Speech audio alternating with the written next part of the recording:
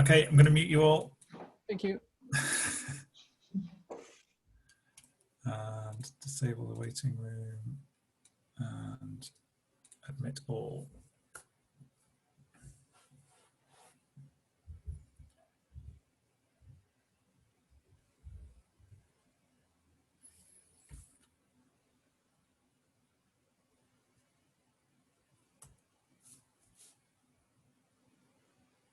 We have one last person that Zoom says is still joining. Hello, everybody. I'm going to call that Zoom, just not giving me the right information. Right. Welcome to this afternoon's session, the very final live session of EAMS 2020. It's been quite a long haul. Today, we are going to have a talk by Martin Parker about large-scale online maths examination, which is pre-recorded, but then Martin's going to be here to answer some questions. And then following that, we'll have some closing remarks by Sally Jordan, who gave a talk earlier this week, summing up what's happened in the conference. And then I think Chris and I will do some closing up admin, and then that'll be it. So I think we'll get started. Remember, questions for the talk should go on the Moodle website. Chris is going to put the link for that in the chat shortly, and I'm about to start playing a video.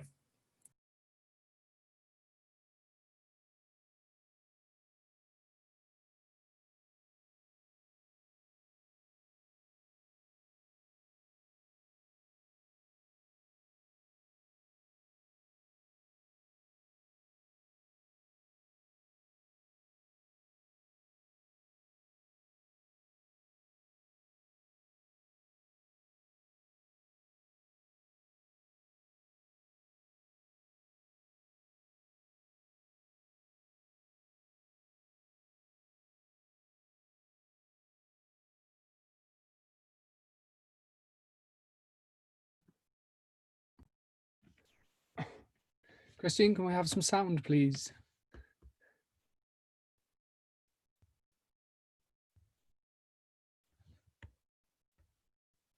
Sorry, try again. I was so satisfied that we got to the end. Right, where's that video? There it is.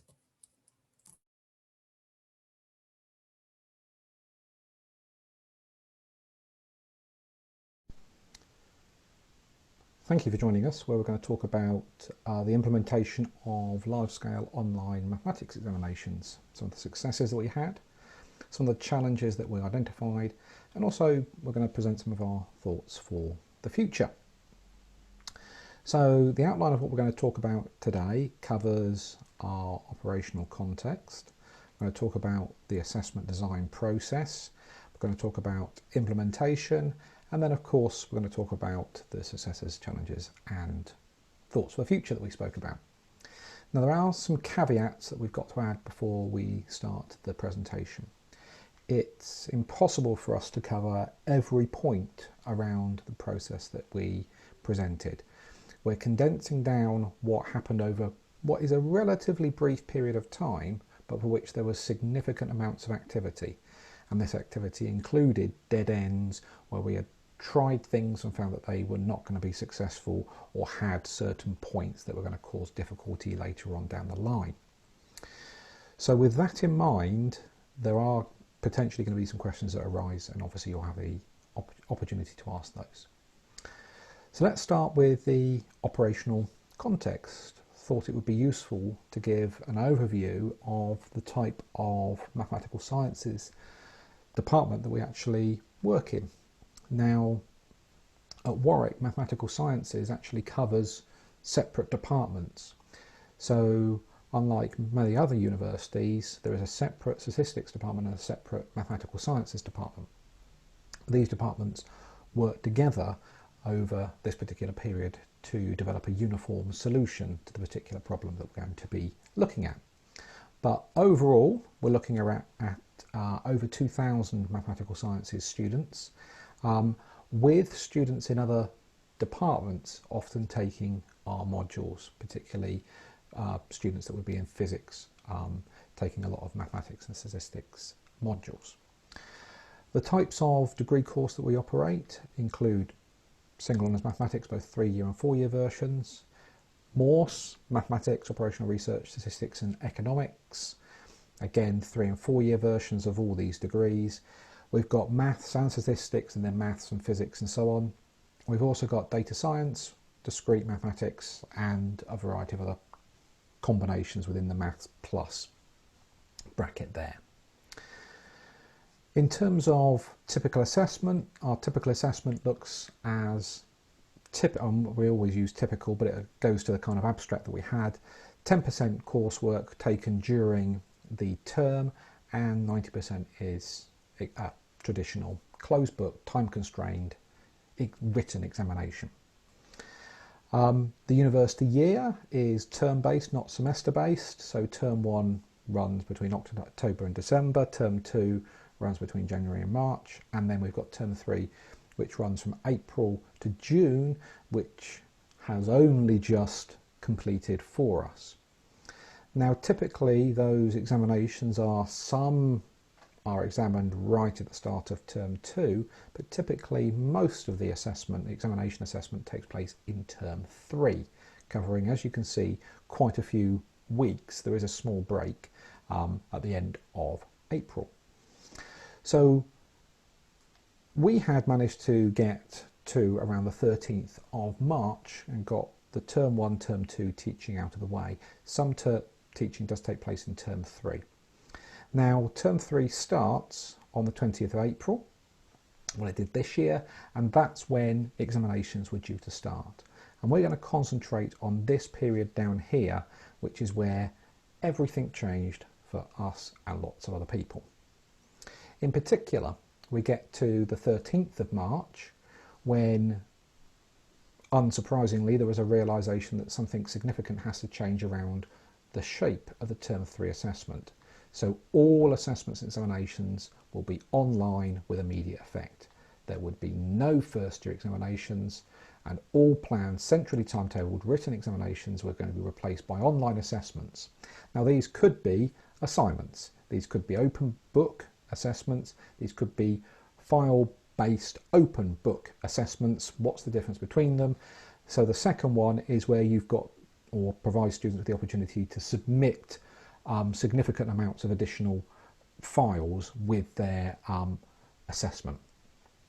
We've also got multiple choice questions and also spoken exam under timed conditions.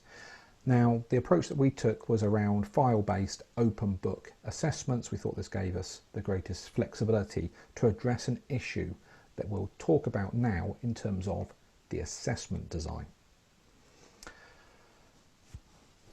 So I won't burden the point, but there were significant constraints in what we were trying to do, one of which was obviously time. There was 5 weeks between when this announcement came through and when first sitting was going to occur, and obviously you've got to know what you're doing before those 5 weeks are over, so the students know what they're going to be doing.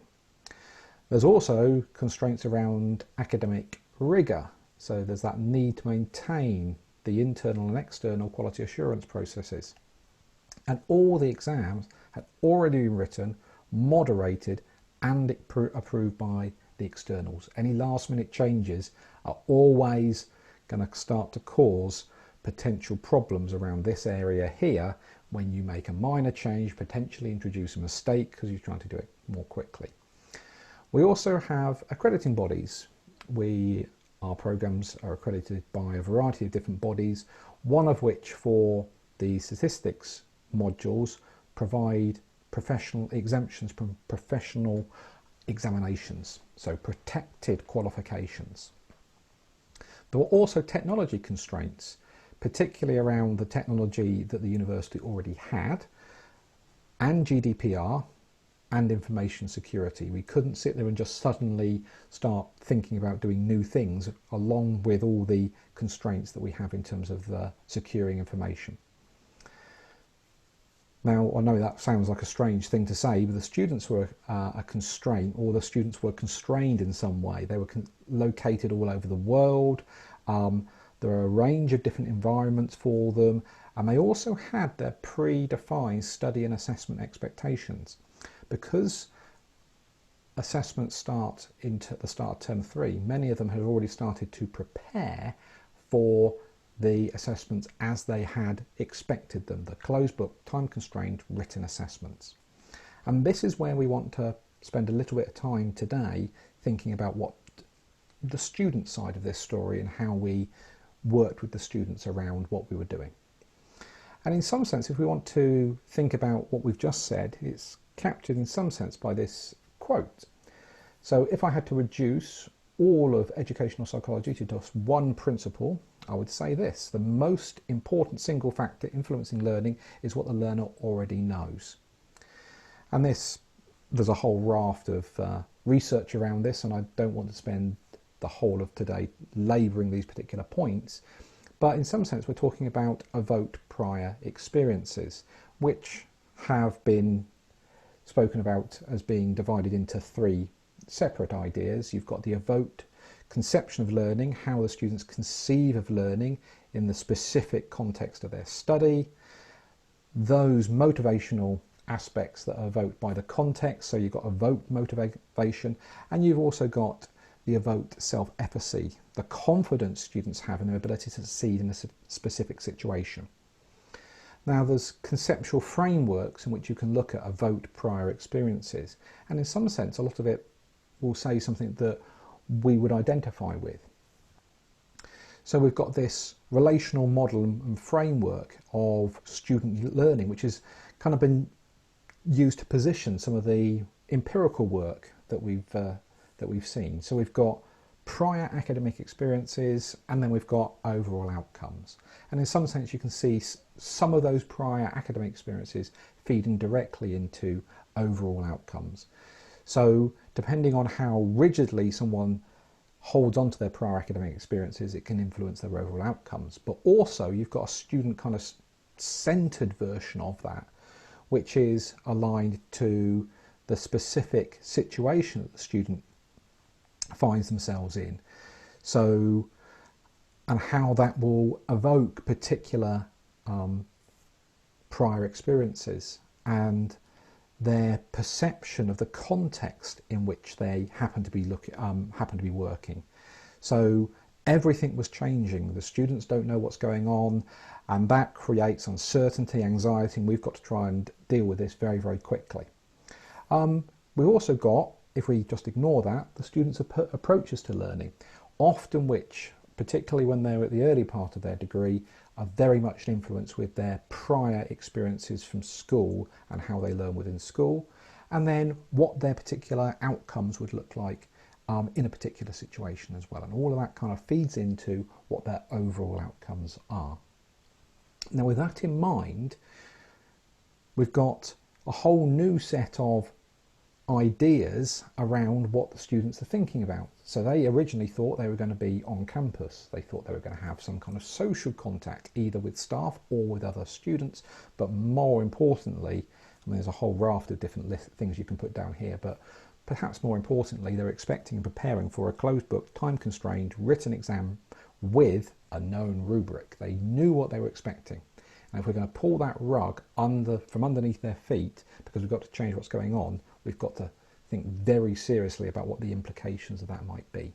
And for that reason, we wanted to create a process that replicated the students' prior experiences and their current approach, and do that as smoothly and cleanly as possible, with the students having to do the smallest amount of adjustments possible so that we can still keep them in a kind of known environment and they can prepare in the way that they are.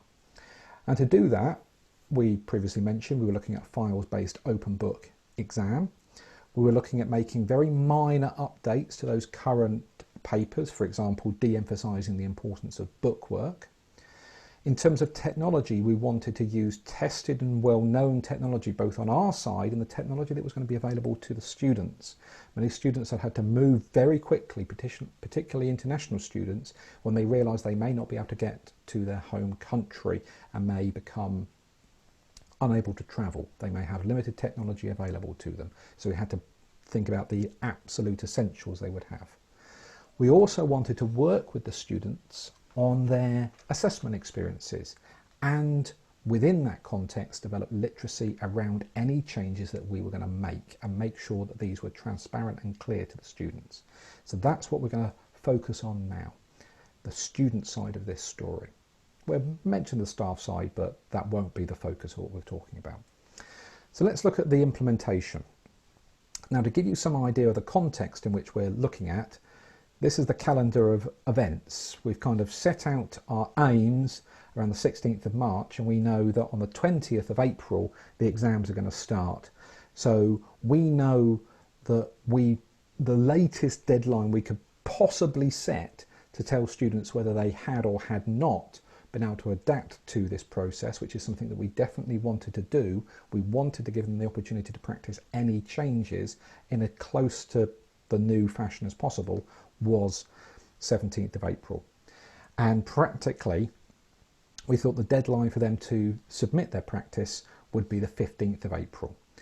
So working backwards, we then realised that we had to have everything ready to go and be able to inform the students of everything that was going to happen and provide them with all the information so they could get going was going to be the 9th of April.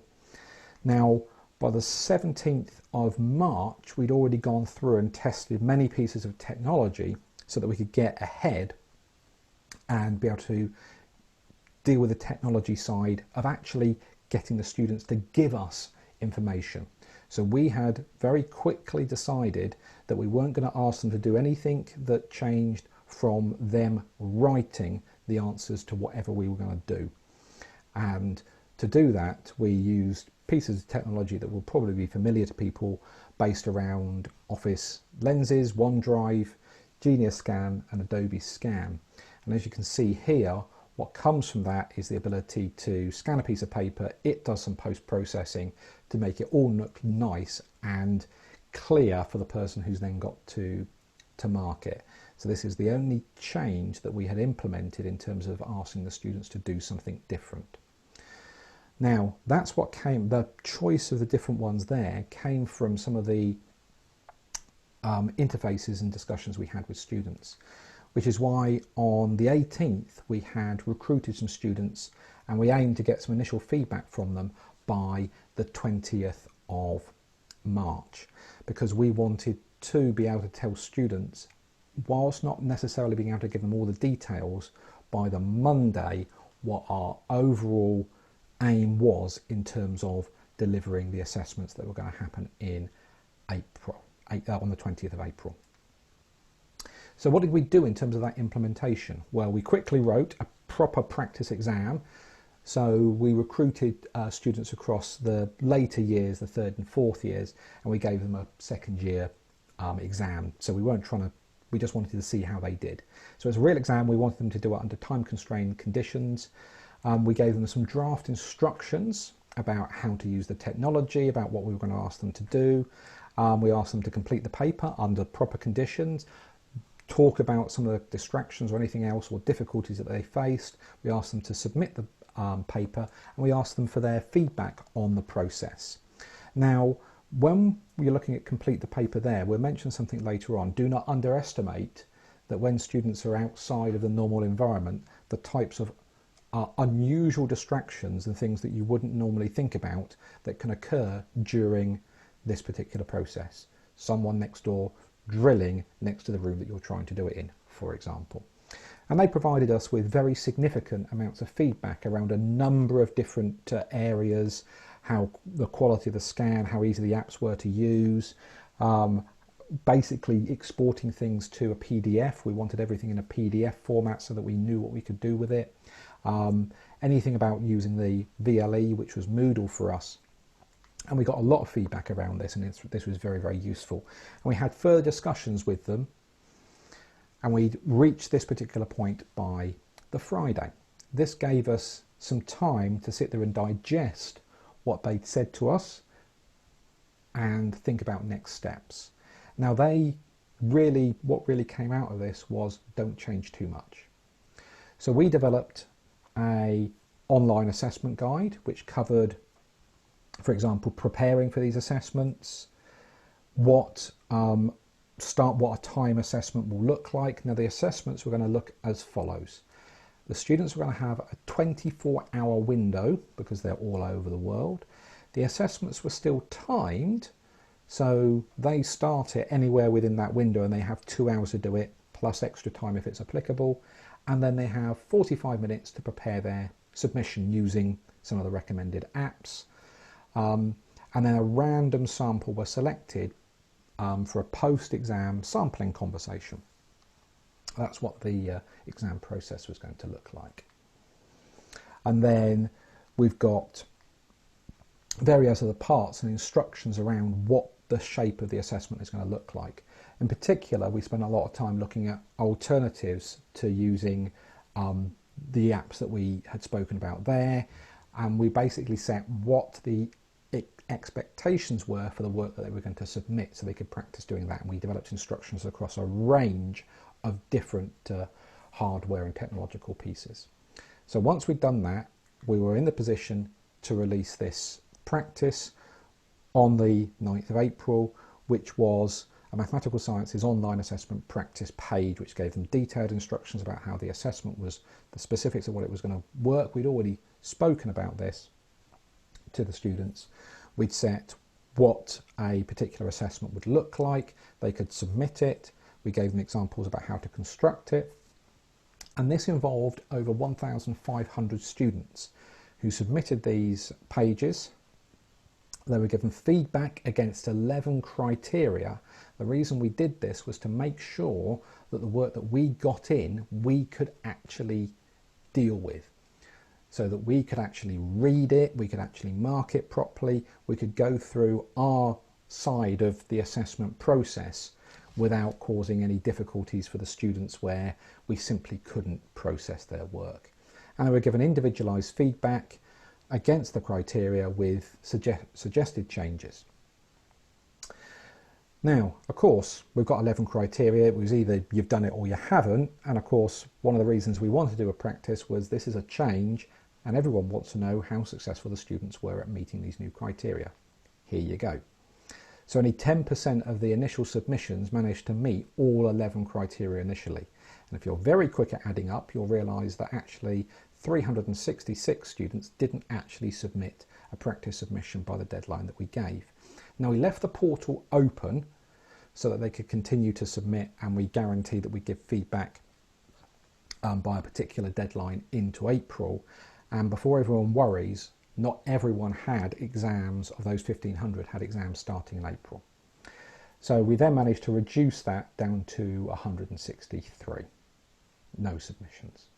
Now for the live papers, the issues were small both relatively and absolutely. The two big ones were things that came in landscape and what we've called big submissions. Now that may not make much sense, but essentially if someone uses their native mobile phone app and uses a native mobile phone app to export something to a PDF, the way that it deals with the pixel conversion when you run it through a PDF annotator on a VLE can often mean that it's zoomed in to such an extent that you can see basically just you really struggle to actually see what the whole page looks like. And those problems all arose from those that didn't complete the practice, which demonstrates why we wanted to do it. On the staff side, there's another raft of things that were going on, but essentially we developed a preparation, marking, moderating, finalising workflow using Teams, Planner and Flow. Marking was done on Moodle. You can see an example of a faked, okay, that's not a real submission, fake submission there. And as soon as we knew that we were going to have this new set of problems, we invested in tablets at the start and we tested and iterated this process with staff volunteers. So now we've gone through and done that, and we can look back. What are some of the successes, challenges and thoughts for the future? So one of the successes that people will often forget was that thousands took examinations, they were marked and they went to exam boards. I think that's pretty impressive given the time scales, and this would have happened in universities all over the world, and most people will forget it. Working with students, that new approach worked very, very well. It was informative and helpful for both us and the students. Feedback from our students, particularly those taking Morse, has shown that any deviation from the expectations was difficult for the students to manage, increased their stress and also their anxiety. The number of difficulties we've had where the assessment was designed and expectations were changed even slightly from the fundamentals is amazing. And we learn a lot about improving our future practices as well. Challenges. It worked, but on our side, the PDF interface on the VLE is missing important features, delete, lasso, and so on. Some of those really do need some work, and that really increased marking time.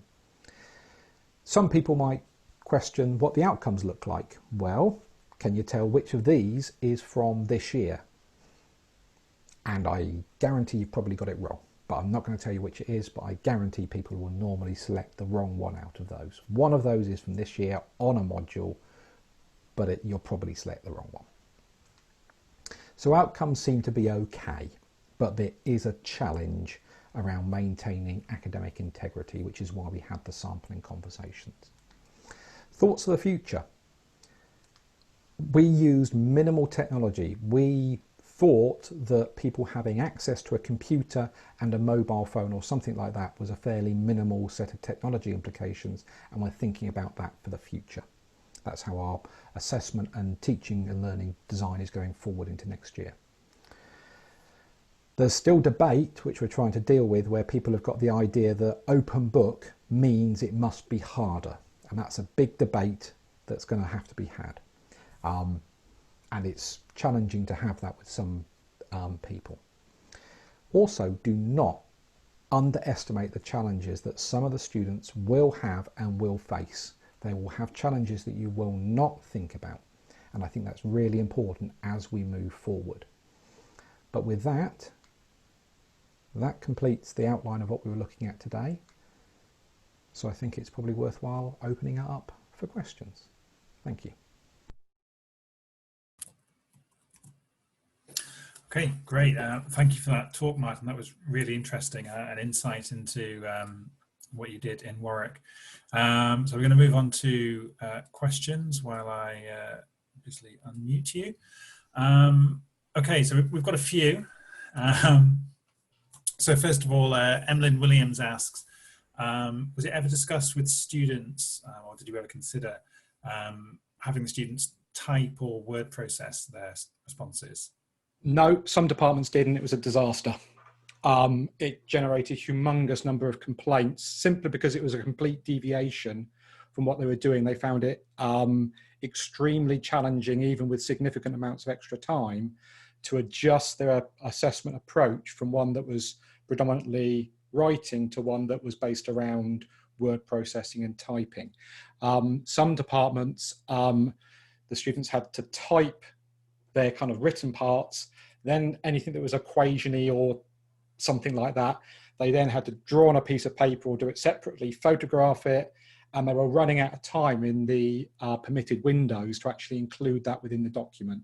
That's one of the things that came from the student feedback, that any approach like that was going to be problematical, and it was for those departments that chose it.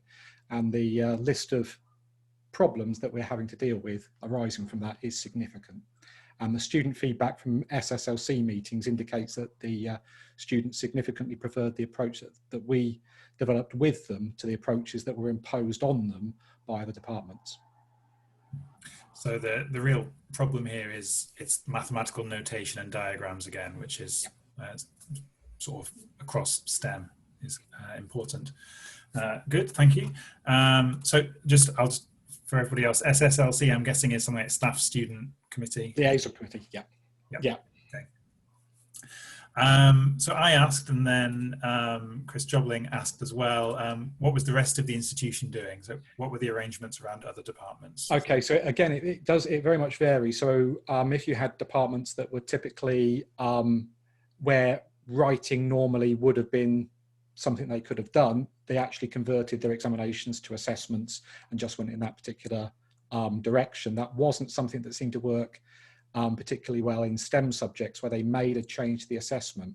And in fact, with departments that did change from an examination to something that was written, again, that seems to have generated problems. One of the advantages that we do have is that our students, particularly on Morse, will take exams in maths, the business school, economics, and the statistics department. And in fact, some of our students will take modules out of that departmental range. And that type of change has really come out very negative in terms of their experiences of it. And we've just got lists of this affected me negatively in the glass half empty type of approach because of everything that was going on. There was a lot for many of these students to deal with. So they just wanted to focus on what they were used to within their kind of prior experiences, rather than having to adjust their study approaches to deal with new expectations. Chris also added a comment that you seem to settle on something very quickly, and that does look very quick to me as well. We spent a long time waiting for the Central University Learning and Teaching team to put out guidance on what was allowed. So what was the sort of timescale centrally, and what kind of constraints were imposed from the Central University? Okay, so that's a good one, because there's this whole simultaneous story that's happening alongside what we're doing, which is us waiting for the university to approve our particular approaches. So we were having to send things off and only partially tell students what was going to, we expect that this will happen. So we expect was the terminology we were using a lot whilst we sent stuff off to the university for approval. They said that they were working on an alternative assessment portal, which is what how the students got into things from various places. But they spent about 3 weeks working on that. So there was a simultaneous difficulty with communication where we knew what we wanted to do. We'd worked with a subset of students, but we did have to tell them, please don't tell other students that this is what we're doing completely, because it might change in the end point. But by the time we'd released the practice, that's when we knew exactly what was going to happen, and we could actually show the students, this is what your experience is going to look like. But the key thing was that it didn't really matter, because we designed it so that what they were going to do wherever they were was right on a piece of paper. Right, and there was basically no possibility that that wasn't going to be one of the options. Yeah. Good. So George Kinnear asks a question I think you can answer quite quickly. What tool were you using to do the marking in Moodle? It was there's a PDF annotator built into Moodle, and I think Tim was asking about report feature suggestions to Moodle. We've already done that, but some of the critical tools that were missing was the kind of ability to zoom properly, and also a lasso tool. Deleting was tricky. Okay, great. So maybe someone can put a link to that on the Moodle site in due course, if that's built into Moodle. Julia Gudecker, sorry, says, how did you enforce the 2-hour exam time within the 24-hour window? Okay, so so basically the students come into this alternative exam portal, they agree to their academic conduct within it. It then linked them directly into Moodle through essentially they could only get to the paper was hidden behind a quiz, which then had an enforced time limit on it. And as soon as they started, that started another thing, which meant that they could only submit their questions within 2 hours plus the 45 minutes after they clicked on that particular link. And that's how we enforced the time limit. I did put a little asterisk because a couple of papers had to have fixed start times, which weren't in that 24-hour window. They had to start on a particular time. And that was for a couple of accrediting things that we had to deal with. So did you have any trouble with this quite short period of time?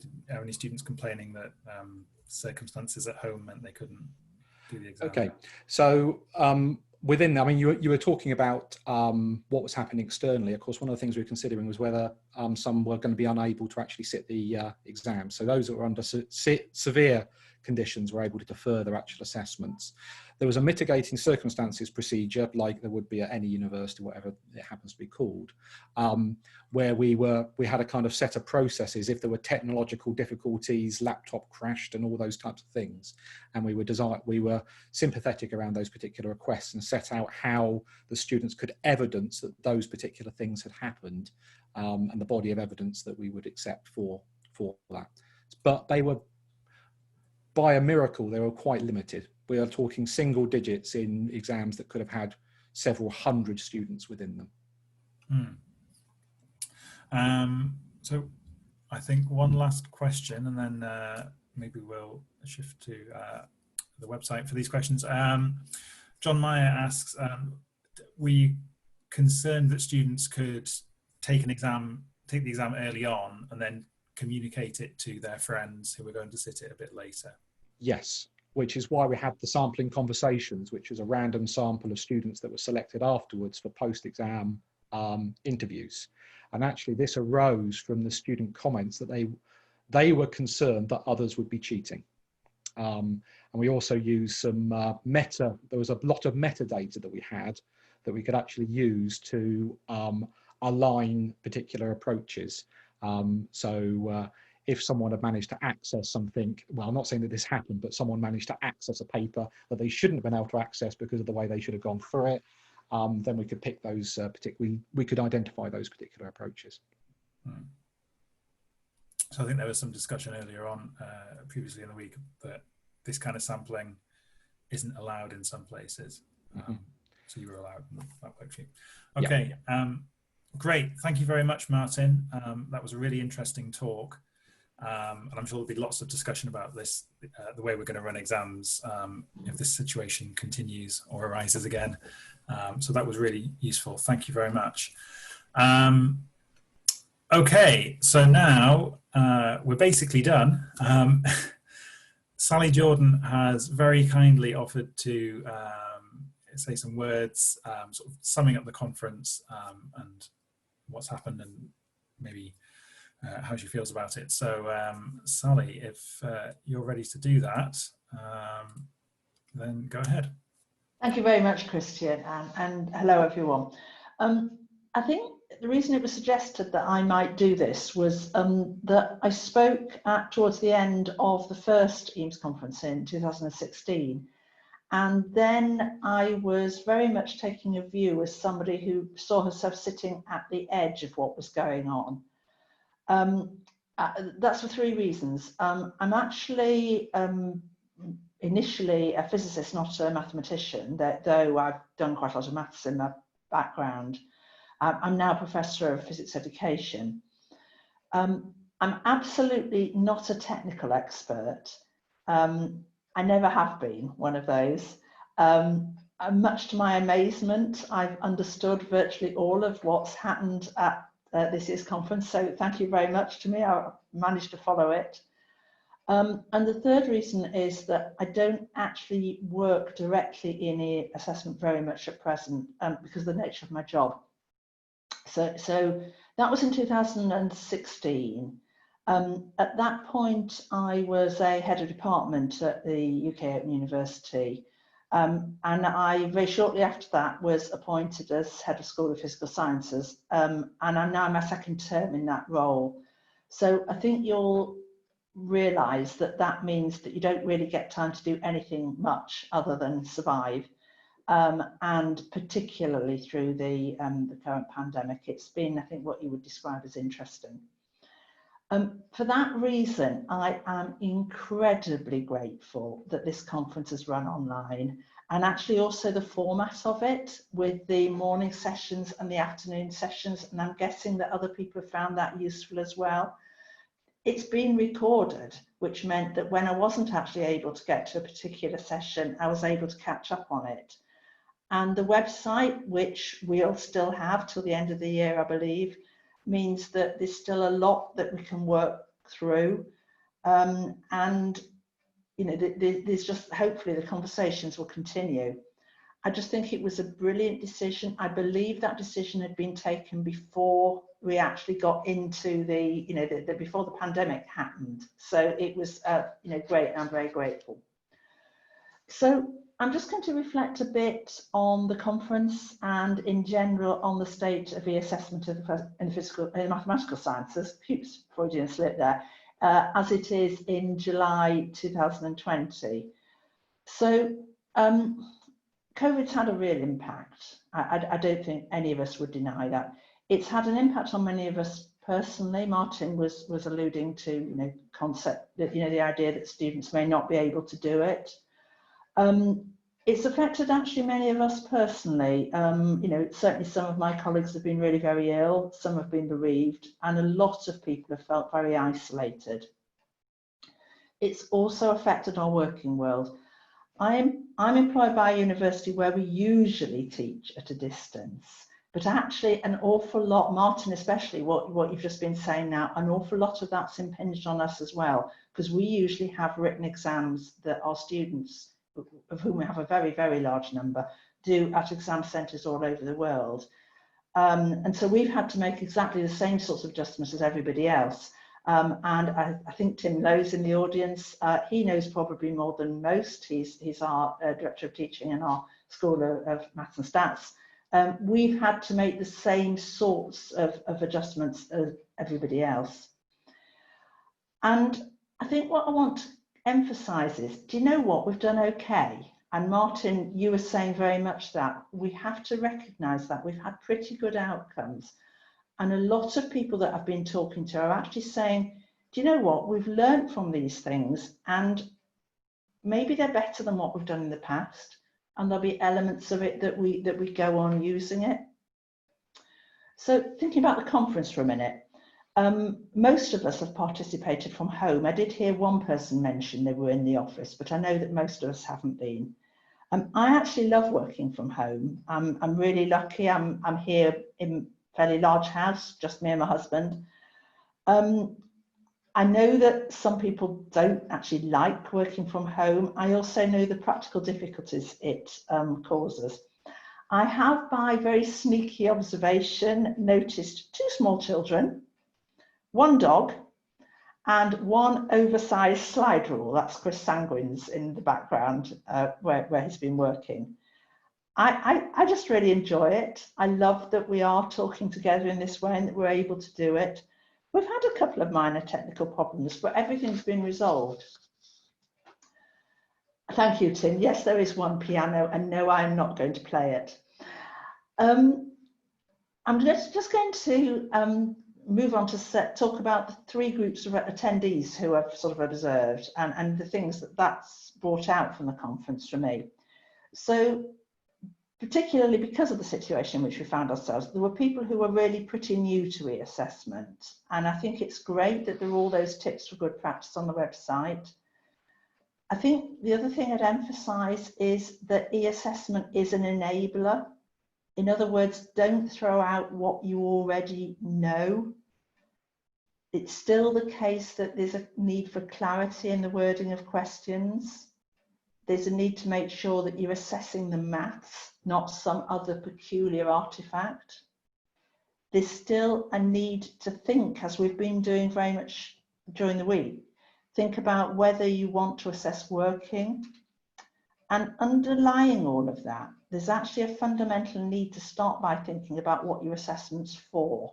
Now, obviously, with the emphasis, things like Martin's talk, we are very much talking the quality control, the end of year, end of module, end of degree assessment.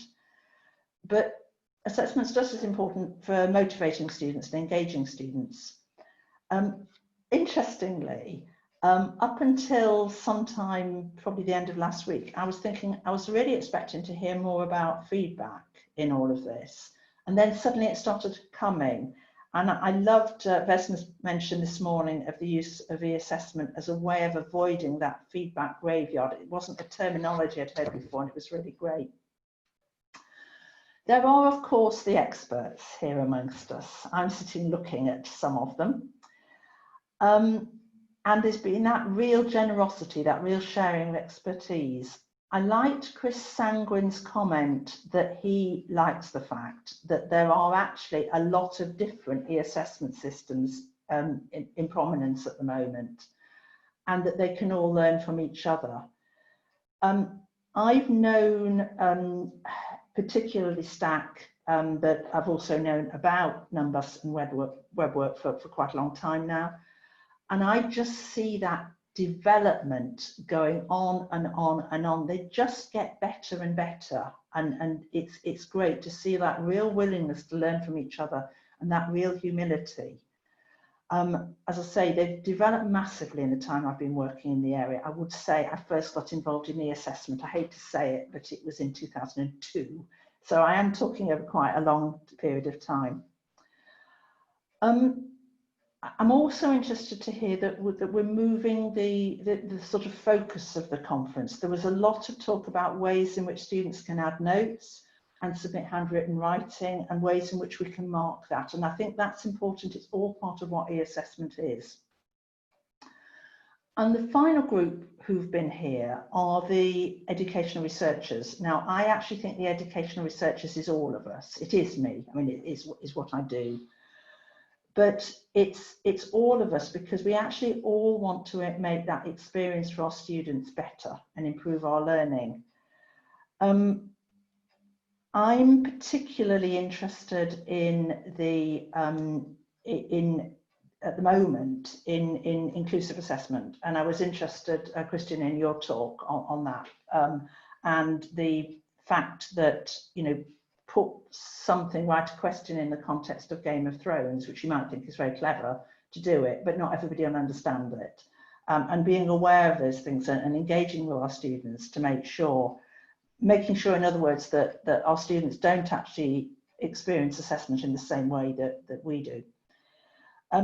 More generally, I think that if we continue to make the tools better, we need to research the impact of what we're doing. And I'm just really thrilled about the discussions we've been having about research agenda during the conference. So in summary, I don't think we've done too badly. Now, this is the moment at which you'll have to bear with me while I do a sharing of my screen. I've got too many screens open, so I'm kind of hoping I'm going for the right one. So I'm hoping that you are seeing a rather ugly desktop. And I'm just going to go into a very short PowerPoint. So I'm coming back to that quote we had this morning, which I hadn't heard before, and I think is absolutely brilliant. We spend too much time. You may have noticed, I'm not a man. I am English. There's people here from all across the world. And I think that it applies to all of us. It's very, very easy to look for what we do wrong, what the difficulty is. And actually, I think we've done pretty well. I think we've done pretty well in the way we've coped through we are coping through the pandemic. And I also think that the organisers of this conference have done an absolutely fantastic job. That's my final slide. I don't expect they're going to say it. So I want, on behalf of all of us, to thank Christian and Chris in particular, but everybody else that's contributed for what you've done. I only learned a few minutes ago that I hadn't really thought about it. The people who organised this conference have also been doing all of those scurrying around behind the scenes to do everything. So on behalf of everybody, nobody else can clap, but I'm going to. So thank you very much. It's great. And I'll stop sharing. You start attempt to stop sharing. Now, how do I do that? I knew there was going to be a problem with this. Thank you. Somebody to resolve that. Thanks. I've done it for you, Sally. Thank you. Thank you. Well, thank you very much, Sally. I get a wobble in the throat if I think about that. So yes, thank you, Sally. Thank you to all of the speakers, and thank you to all the participants for coming along and taking part in this conference and making it so valuable. Yeah, so I've written some notes and I've now forgotten all of them. Yes. So it's a shame that Chris Sanguin's not in this session. He got called away to a very urgent and very important meeting just before it started. So we can all collectively thank him profusely because he's not here to blush. So thank you to that, Chris. Thank you to the other Chris Graham. And I have already been thanked. Yeah, I'll do some admin stuff, and then maybe I'll say some things and Chris will say some things. So admin, as Sally said, the Moodle site will remain open for the rest of the year. So at some point in 2021, I will remember to turn it off. But please keep going with the discussion for as long as you want to. We will be producing an archive of the conference, a proceedings website really, which will feature the recordings of the talks, slides, any material that's been added on, and we'll try and do some collecting and editing of the discussion. All of that, we will be sending out a consent form effectively to everybody who's contributed in any way, so nothing will appear without your say so, and that will happen at some point. I guess we're going to take a little break after this. If there's anything you want included on that website, any that you haven't put on the website yet, please put that in a relevant place on Moodle, or email the eames@ncl.ac.uk address to have something included. We will put out a survey of your experiences of the conference, what we could have done better, what we did right, for the people who ticked the box on the registration form. At some point, expect to receive an email asking you to give some opinions. I know that we've got one numbers thing coming up, and what I want to suggest to everybody else is that you use the questions section for this session to advertise anything else that you've got coming up to do with the assessment, so that we can publicize that. The numbers thing coming up is we're going to run an introductory workshop on the 15th of July, so that's 2 weeks from now. Originally in the program, we were going to have workshops on all of these systems, but we had so many submissions of talks that we thought were better to put those in. Stack ran a big workshop last week. We're running numbers ones all the time, so that's when that's going to happen. Right, I think that's all my admin. So I'll do some summing up as well. So I think Sally said a lot of the things that I was going to say. I think this is a moment of catharsis because we did it. We got through the pandemic situation. I think that's a huge achievement that we should reflect on. And in the future, we've shown that this e-assessment is good, and I think lots more people will be using it now. So I think really the biggest use of e-assessment is still to come. It's not often that you get the opportunity to completely rethink everything from scratch, which is almost what we did. Many of us start basically with a blank slate and say, how are we going to assess these students? Moving forward, I think with the move to less face-to-face teaching or no face-to-face teaching, we're going to get to implement a lot of the things that many of us have thought about but never found the support for. So that's going to be a very exciting time. So yeah, I think there's still a lot to go. There may be a call for more frequent EAMS in the future. I think I'm so glad that we decided to run this online. We were prepared to do it, and I'm glad that it worked out that way. And I'm very happy to hear that people have enjoyed the format. So we'll definitely be continuing with that. So I think I'll stop there. I wonder if Chris wants to say anything. Yeah, just for a moment. Thank you, Sally, for a brilliant summing up of the conference. Really enjoyed that. I just want to say thank you again to all the speakers, everybody who's participated, contributed with the conference. It's been brilliant. Thank you. But particularly just to say thanks to Christian. There have been 3 co-hosts, but really he has been the driving force behind the conference, and it couldn't have happened without him. So, so thank you very much, Christian. And yeah, that's all. Thanks everyone for taking part.